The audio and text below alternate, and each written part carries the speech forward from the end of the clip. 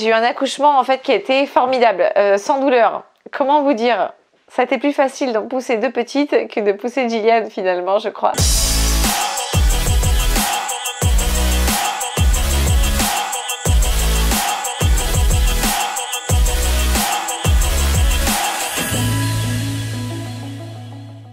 Hey hey, salut, c'est Jessica, votre coach de fitness. Ici, je vous raconte le 3e trimestre de ma grossesse. On va parler du 7e mois, du 8e. Il n'y a pas eu de 9e mois. Il y a eu un accouchement ensuite. Je suis avec mon petit garçon, Gillian. Ça va mon petit chou, tu voulais dire quelque chose? Salut, est-ce que tout le monde va bien? Est-ce que sont bien votre vacances? Est-ce que vos vacances sont bien? Alors, dans ce vlog, je vais vous parler de la chambre des jumelles. Et oui. On va vous la montrer. On va vous parler du choix des prénoms. On va vous parler aussi de mon 3e trimestre qui a été un véritable enfer. J'ai eu une cholestase gravidique. De ces grattages? Exactement, des grattages. La cholestase gravidique, ce sont des grattages, des sensations d'ortie, de brûlure, de démangeaison. Bon, tout ça, il y a eu un risque pour les bébés. J'ai été hospitalisée pour ça et mon hospitalisation aussi, elle n'a pas été. Je vous en parlerai de cette cholestase gravidique. Ça arrive à 1% des femmes qui sont enceintes, mais on en parle très peu et c'est vraiment mal connu, mal soigné. C'est très dur d'avoir 2 filles en même temps. Ah bah oui, ça fait 2 filles dans le ventre à maman, c'est beaucoup. Hein. Et je vous parlerai aussi de mon accouchement, puisque là je tourne ce vlog post-grossesse finalement, puisque lorsque j'ai voulu vous tourner mon vlog du 7e mois, je suis tombée malade et je ne l'ai pas fait. Ensuite, mon état s'est empiré et puis j'ai été hospitalisée, etc. Enfin, pour ceux qui m'ont suivi sur les réseaux sociaux, sur Instagram et Facebook, vous connaissez un petit peu le déroulement de mon 3e trimestre. Si vous me découvrez sur YouTube, vous allez le découvrir ici. Donc voilà, donc les vidéos que j'ai fait précédemment, il y avait le gender reveal. Je prends une petite aiguille et paf!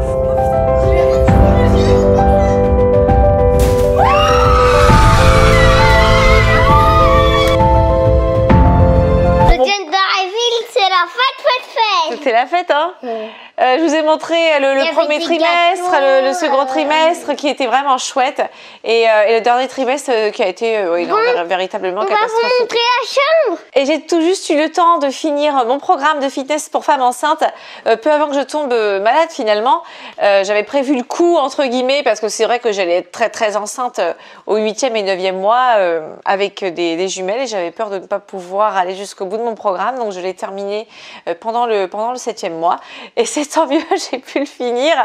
Donc sachez que ce programme de fitness pour femmes enceintes, il est fait vraiment mois par mois. Donc des exercices, des mouvements adaptés au 1er mois, adaptés au 2e mois de femme enceinte, adaptés au 3e mois. Et donc mois par mois, toutes les séances changent.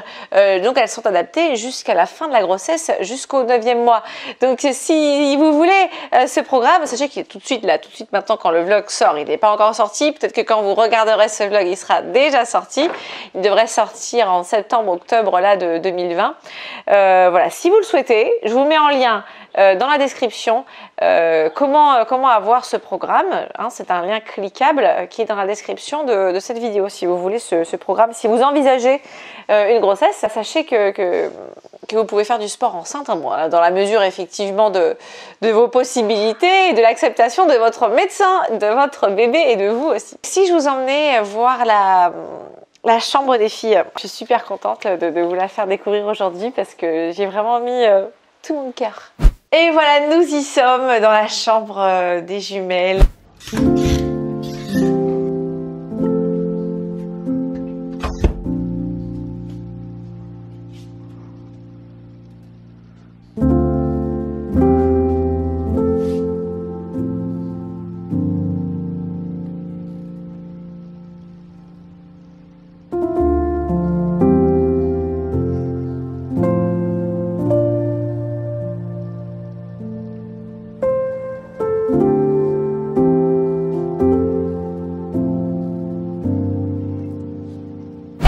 Nous sommes dans la chambre des jumelles, de grands lits où dedans j'ai mis des cocons à baby, J'avais utilisé ça pour mon garçon, pour Gillian, et il avait super bien dormi là-dedans les 3 premiers mois. Donc je les ai repris. J'ai déplacé le fauteuil de mon salon, qui est un relax électrique qui permet de relever ses jambes, tout ça. Je me suis dit que j'allais certainement faire des nuits là-dedans. Et puis aussi pratique pour les allaités.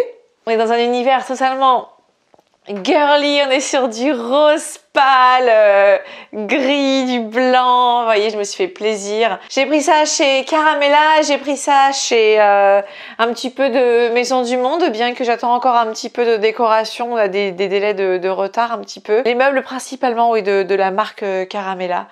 Le miroir est Maison du Monde et la petite chaise aussi. Voilà cet univers que j'ai créé pour mes petites puces. J'espère qu'on y sera bien. J'ai hâte qu'elles arrivent. Elles sont actuellement en néonate parce que elles sont arrivées prématurément. Donc voilà, tout est prêt. Mes petites couches Caribou. J'ai hâte de les utiliser. Caribou. Je suis équipée. Merci encore. J'ai prévu les petites langes, les petits carrés pour nettoyer, des petites serviettes. Ça, je trouve ça toujours super pratique, des petites serviettes de ce format-là. Des petits cotons comme ça. Ça aussi, Caribou en fait. J'ai déjà le sérum fille, les petites compresses.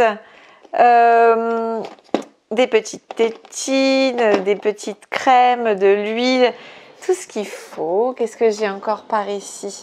Ah, on a prévu des vêtements avec du petit pyjama, etc. J'ai les petites chaussures, les petits gants, j'ai plein de choses. Dans mon placard, oh, j'ai déjà prévu plein de petites robes. Bon voilà, ça va être plus du 1 mois. J'ai quelques petites gigoteuses. J'ai déjà prévu les caisses, le 3 mois et aussi le 6 mois. Qu'est-ce que j'ai de l'autre côté? De l'autre côté, j'ai mon petit stock de couches. Et voilà, des petites choses, quelques petits vêtements. Et vous voyez les petites étoiles qu'il y a derrière, ce sont les prénoms. On va découvrir les prénoms ensemble. Peut-être que vous les connaissez déjà, si vous me suivez sur les réseaux sociaux. On aura une petite Joy et on a aussi une petite Jane. Voilà, donc c'est Jane et Joy, les prénoms. Ils ont été super rapides à trouver finalement. Vous savez comment on a procédé? On va taper, en fait, on voulait un prénom qui commence en J parce que dans la famille, on est tous en J. Si vous suivez bien, il y a Jonathan, Jessica, il y a Gillian. Même le chat s'appelle Jazz, mais ça va plus loin que ça. Ça va beaucoup plus loin que ça. Nos parents aussi. Moi, j'ai mon papa qui s'appelle Jean-Claude et Jonathan a sa mère qui s'appelle Joël et son papa José. Le nom de famille de Jonathan aussi, c'est Jovert. Voilà, donc on est tous en J et on est resté sur les J. On aime bien les connotations aussi anglo-saxonnes. Donc on a tapé sur Google prénom en J anglo-saxon. Ça nous a sorti une liste d'un peu plus de 100 prénoms. On a commencé à réfléchir aux prénoms quand on a su que c'était des filles. Donc prénom féminin en J anglo-saxon, ça faisait déjà un bon tri. Comment on a procédé? On a chacun pris la petite liste. Et on a dit, voilà, on en sélectionne, on note sur un petit papier chacun 10 prénoms. Ça faisait donc 10 petits papiers chacun, qu'on a plié en 4, qu'on a mis dans un petit bocal. Et on a ensuite tiré au sort chacun les petits prénoms en notant sur une feuille de papier libre les prénoms qui retiennent notre attention, les prénoms que l'on préfère. Donc parfois, il y avait les prénoms que moi j'avais suggérés, que j'aimais bien, mais aussi les prénoms que Jonathan suggérait, que je n'avais pas forcément osé mettre. Et donc on a continué, on a sélectionné ensuite seulement 6 prénoms, seulement 4, etc., etc. Et on s'est finalement entendu à la toute fin pour appeler nos filles Jane et Joy, qu'on avait tous les deux en commun, finalement sans influence de l'un ou de l'autre ou de personnes extérieures. Donc ce petit jeu, ça nous a pris même pas 1 heure. On a passé un bon moment ensemble avec mon chéri et puis on avait trouvé le prénom de nos 2 filles, Jane et Joy. J'ai hâte de vous les présenter, ce sera dans un prochain vlog. Elles vont bien, je vous rassure, elles vont bien. Vous me demandez régulièrement de leurs nouvelles. Je vous parle de la suite. Une fois qu'on a trouvé les prénoms, qu'on a fini la chambre, eh bien j'aurais pu entamer un 3e trimestre fantastique. Eh ben non, j'ai commencé à avoir des grattages.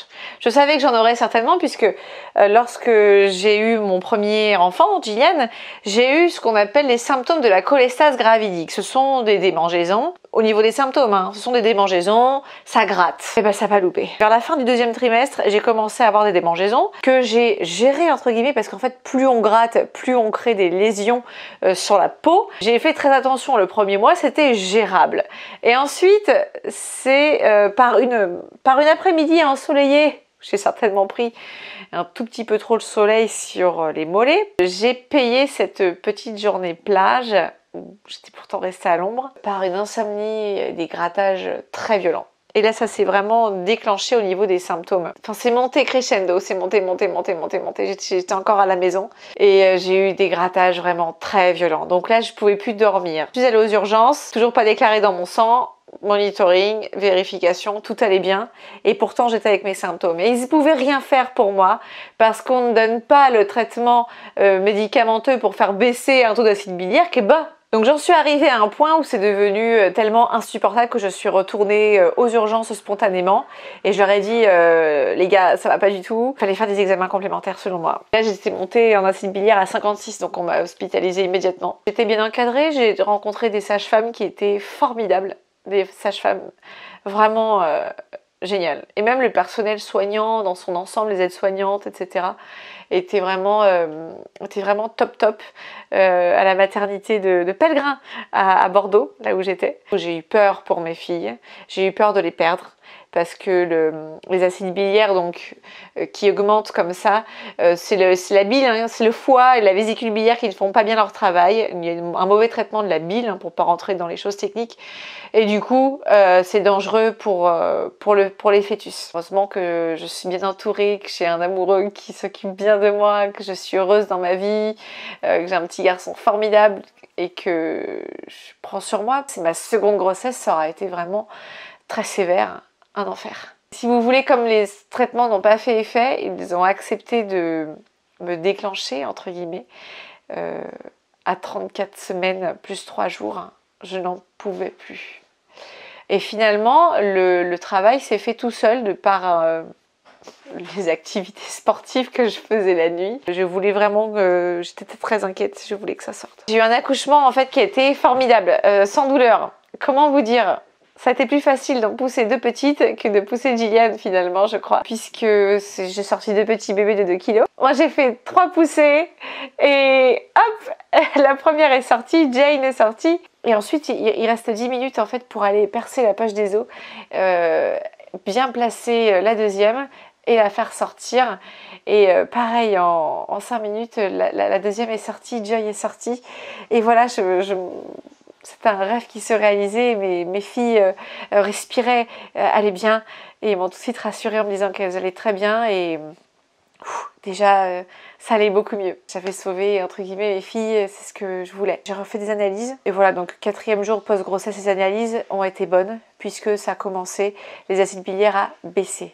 Donc si vous voulez, les symptômes étaient toujours de plus en plus intenses, mais les acides biliaires ont baissé. Donc du coup, mentalement, je savais que mon état devait normalement s'améliorer. Ensuite, j'ai commencé à avoir un tout petit peu moins de démangeaisons. C'est chaque jour une petite progression sur l'intensité de la maladie qui diminue, l'intensité des symptômes. Donc là, vous voyez, j'ai un soutien-gorge. Pour moi, c'est un exploit. On est à 15 jours post-grossesse et c'est un exploit de porter un soutien-gorge pour moi. Ça me gratte un peu. Ça aussi, cette robe, vous voyez, avoir des manches, ça me gratte aussi un peu. Si vous avez une cholestase gravidique, si vous passez par là, si vous tombez sur ma vidéo, oui, on n'en parle pas de cette maladie et c'est pas toujours bien traité. N'hésitez pas à laisser un petit commentaire sur si vous aussi vous avez été victime de cette maladie. Donc encore une fois, très bel accouchement, je m'en remets petit à petit. Mes filles sont toujours en néonate. J'espère qu'elles sortiront dans quelques jours. Je vous ferai un autre vlog concernant la naissance de mes filles où je vous les montrerai l'arrivée, le retour à la maison et surtout la rencontre avec leur grand frère Gillian, puisque Gillian ne les a pas encore rencontrés. On lui a montré une petite vidéo de ses petites sœurs, mais il ne les a pas encore rencontrés. C'est vrai que c'est un petit peu difficile pour nous aussi. Voilà, encore une fois, si vous souhaitez mon programme Fitness Femme Enceinte, je vous invite à cliquer sur le lien dans la description. Je vous dis à très vite pour le vlog sur la naissance de mes petites jumelles. Je vous dis à très vite. Gros bisous. Salut, salut.